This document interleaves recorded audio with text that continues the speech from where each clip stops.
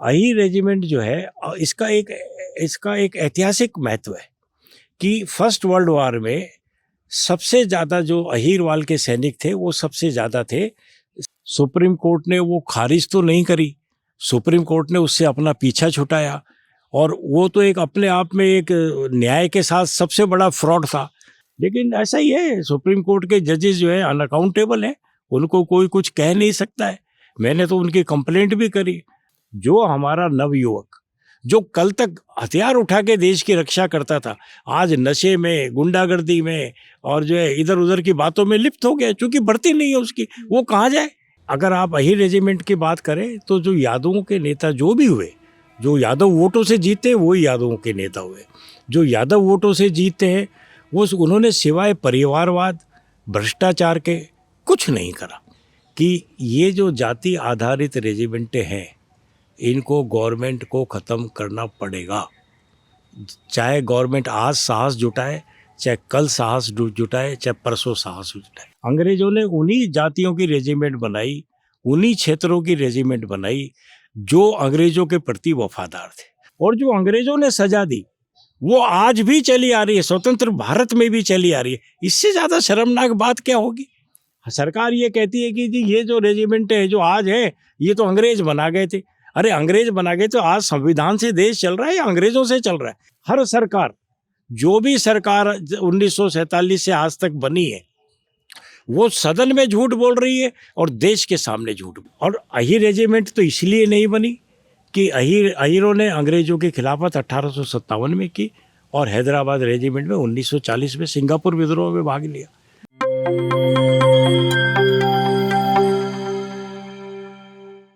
नमस्कार, मैं हूं कोमल राव। आप देख रहे हैं एनजेपी हरियाणा। आज के हमारे विषय बेहद महत्वपूर्ण है। हम आज एक साथ दो विषयों पर बात करने जा रहे हैं। पहला विषय है अही रेजिमेंट बनाने की मांग कितनी उचित है और दूसरा विषय है आजाद देश की सेना में आज भी भर्ती जातिवाद के आधार पर क्यों हो रही है। हमारे साथ विशेषज्ञ के रूप में मौजूद हैं रेवाड़ी के जाने माने चिकित्सक डॉक्टर ईश्वर यादव। डॉक्टर ईश्वर यादव ने न कोई चुनाव लड़ा और न ही उनका कोई चुनाव लड़ने का इरादा है, लेकिन उनकी पहचान किसी राजनीतिज्ञ की तरह ही बनी हुई है। अही रेजिमेंट व सेना में जातिवाद के आधार पर भर्तियों को लेकर जितनी कानूनी बारीकियां डॉक्टर ईश्वर यादव समझते हैं, उतना ज्ञान इस विषय में शायद ही कोई दूसरा रखता हो। उन्होंने सुप्रीम कोर्ट से लेकर केंद्र सरकार के स्तर तक इस तरह के विषयों में लंबी लड़ाई लड़ी है। डॉक्टर ईश्वर के परिवार के राजनीतिक कनेक्शन की बात करें तो इनके छोटे भाई रघु यादव रेवाड़ी के पूर्व विधायक हैं, जबकि चचेरे भाई भूपेंद्र यादव केंद्रीय मंत्री हैं। परंतु डॉक्टर ईश्वर यादव को अपने परिवार के राजनीतिक चेहरों से कोई सरोकार नहीं है। वे अपनी लड़ाई अपने अंदाज में लड़ रहे हैं। आप अपनी स्क्रीन पर उन दस्तावेजों को भी देख सकते हैं जो उनकी कानूनी लड़ाई लड़ने के लिए की गई मेहनत का जीता जागता प्रमाण है। हमारे साथ ही शैली शर्मा ने इन विषयों पर विस्तार से बात की है। मेरा अनुरोध है कि आप तसल्ली से उनकी बातों को सुनिए और कमेंट बॉक्स में जाकर अपनी राय जरूर दीजिए। आइए डॉक्टर ईश्वर यादव को सुनते हैं।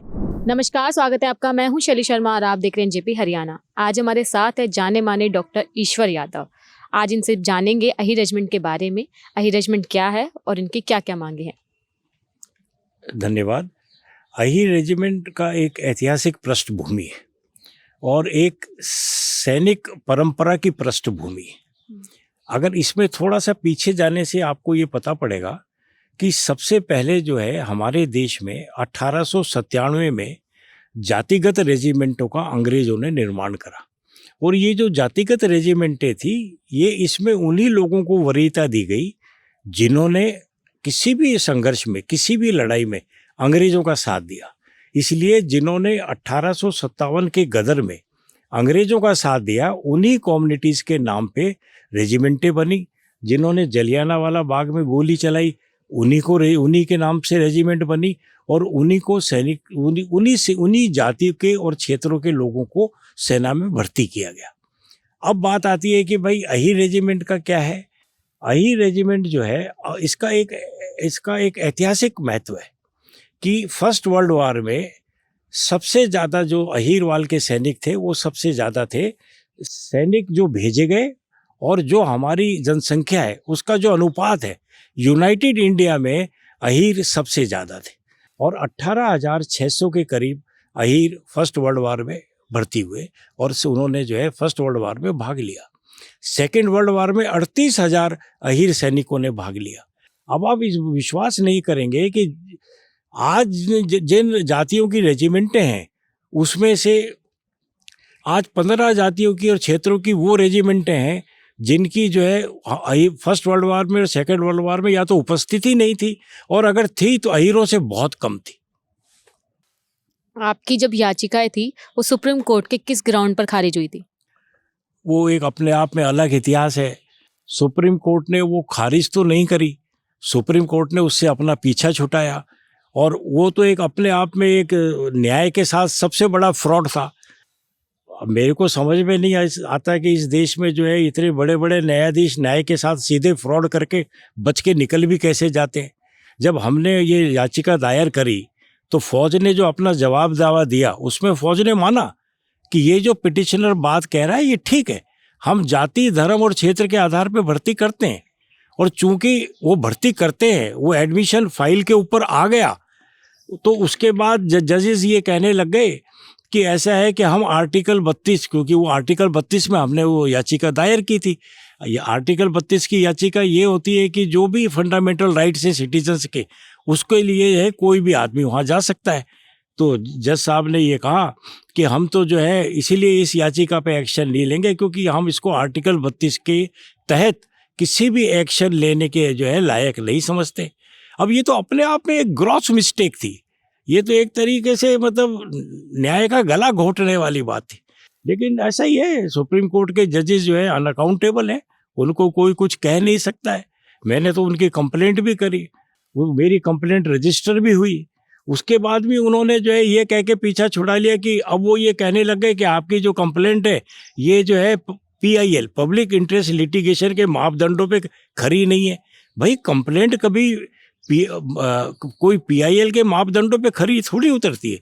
कंप्लेंट तो एक जज ने जो गलत काम करा है उसके खिलाफ है, वो PIL के मापदंड के उससे क्या लेना देना है। अगर PIL के मापदंड के ऊपर मेरी अगर पिटीशन अगर खरी नहीं उतरती तो आपने फिर दायर क्यों की थी, आपने उसको एक्सेप्ट क्यों किया था। आपने जब एक्सेप्ट करी तो फौज ने उसका जवाब दे दिया, उस पर आर्गुमेंट हुआ, और फिर आप ये कहते हैं कि हम जो है अपनी पावर आर्टिकल 32 के तहत यूज़ नहीं करना चाहते।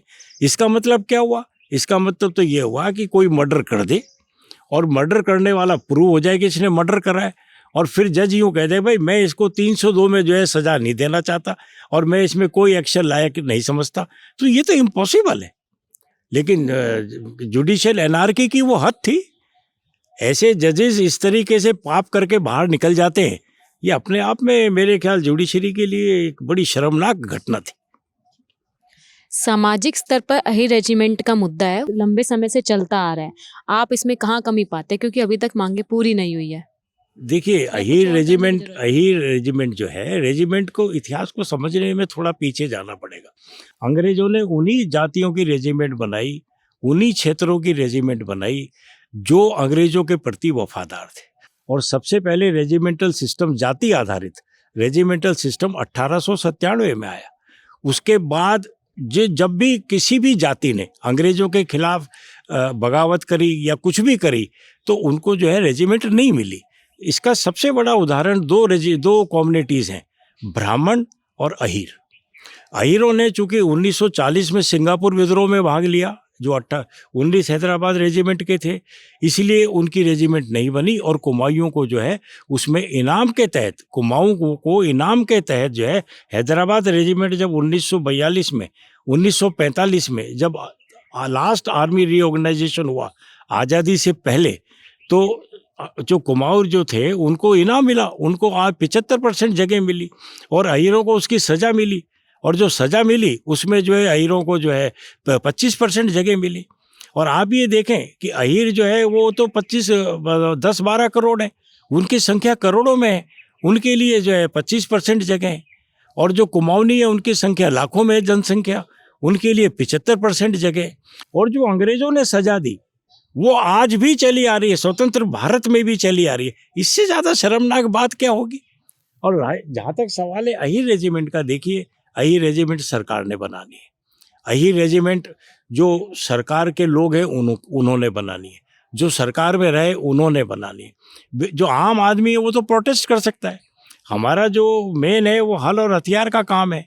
या तो हमारे लोग हल चलाते हैं या हथियार चलाते हैं। हथियार में चूंकि रेजिमेंट नहीं है, तो इतनी अच्छी सैनिक परंपरा होने के बावजूद, इतना अच्छा सैनिक इतिहास होने के बावजूद, इतनी भारी नफरी होने के बावजूद, इतना हमने जो कंट्रीब्यूशन दिया उसमें होने के बावजूद आज हालत ये हो गई कि हमारे लोगों की भर्ती बंद हो गई। आज हमारे यहाँ जो है लोगों की भर्ती नहीं है, चूंकि हमारी रेजिमेंट नहीं है इसलिए हमारी भर्ती नहीं है। जो हमारा नवयुवक जो कल तक हथियार उठा के देश की रक्षा करता था, आज नशे में, गुंडागर्दी में और जो है इधर उधर की बातों में लिप्त हो गया, क्योंकि भर्ती नहीं है उसकी, वो कहाँ जाए। तो इसलिए या तो आप सबकी तोड़ें, किसी लिए क्या, ये कोई सेकंड क्लास सिटीजन तो है नहीं। हमारा अगर ये कसूर था कि हमने अंग्रेजों के खिलाफ 1857 में भाग लिया गदर में, 1940 में भाग लिया, तो क्या सरकार ये चाहती है कि हम अंग्रेजों से माफ़ी मांगे? ये तो इससे बड़ा ढकोसला क्या हो सकता है। सरकार ये कहती है कि जी ये जो रेजिमेंट है जो आज है ये तो अंग्रेज बना गए थे। अरे अंग्रेज बना गए तो आज संविधान से देश चल रहा है या अंग्रेजों से चल रहा है? तो फिर तो अंग्रेज भी राज कर रहे थे, आपको राज करने की क्या जरूरत है? हर सरकार, जो भी सरकार 1947 से आज तक बनी है, वो सदन में झूठ बोल रही है और देश के सामने झूठ बोल रही है। अहीर रेजिमेंट को लेकर आप काफ़ी लंबे समय से संघर्ष कर रहे हैं, मांगे आपकी, लेकिन सरकार सुन क्यों नहीं रही है? देखिए जी, सरकार हमारे देश में उन्हीं लोगों की सुनती है जो या तो इस देश को नुकसान पहुंचाने की कोशिश करते हैं। आपको आश्चर्य होगा कि आज़ादी से पहले उन्हीं जातियों की और क्षेत्रों की रेजिमेंट बनी जिन्होंने अंग्रेज़ों का साथ दिया, और आज़ादी के बाद उन्हीं जाति और क्षेत्रों की रेजिमेंट बनी जिन्होंने देश तोड़ने की बात की। जैसे जब नागाओं ने देश तोड़ने की बात की तो सरकार ने उनको खुश कर दिया, नागा रेजिमेंट बना दी। जब JNK में विद्रोह हुआ तो JNK स्काउट्स थी, वो JNK रेजिमेंट में तब्दील हो गई।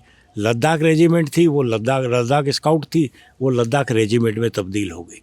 और कोई सी भी मांग उठा के देख लो आप, जब तक कोई कम्युनिटी या तो उसको चुनाव से जोड़ती है या वोट से जोड़ती है या देश का नुकसान पहुंचाती है, तो जो है सरकार उनकी मांगों के आगे झुक जाती है।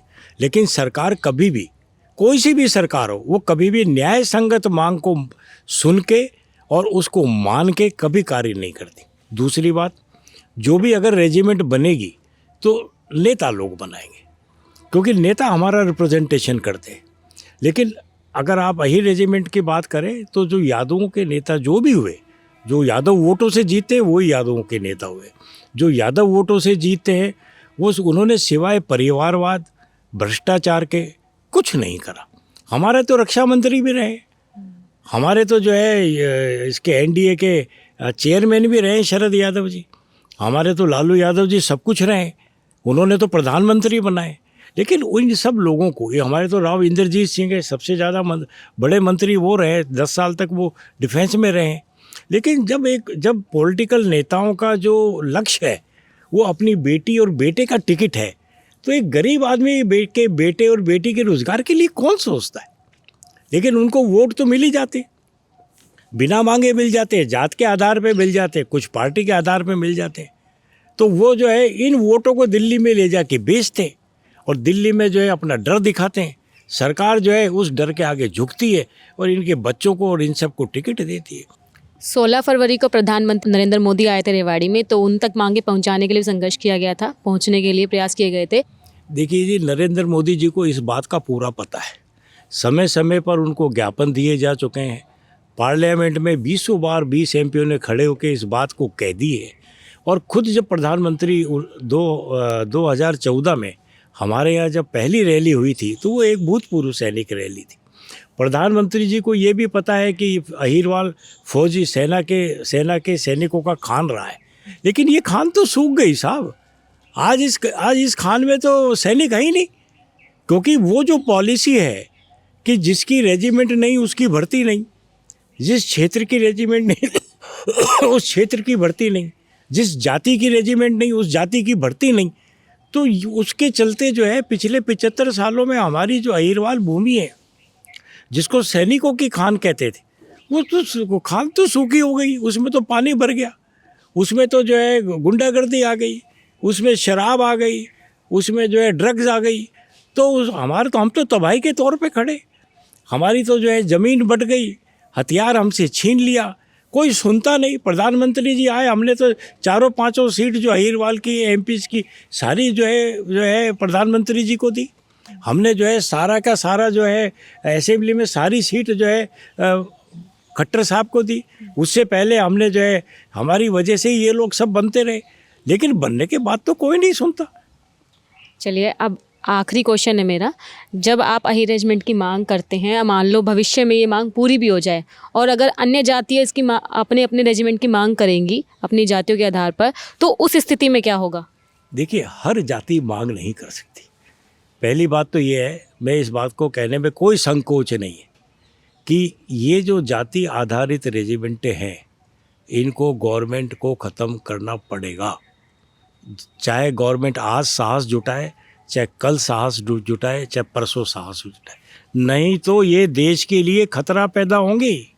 मैं आपको बता रहा हूँ, ये पहले भी हुआ है 1984 में, आप भूल गए शायद।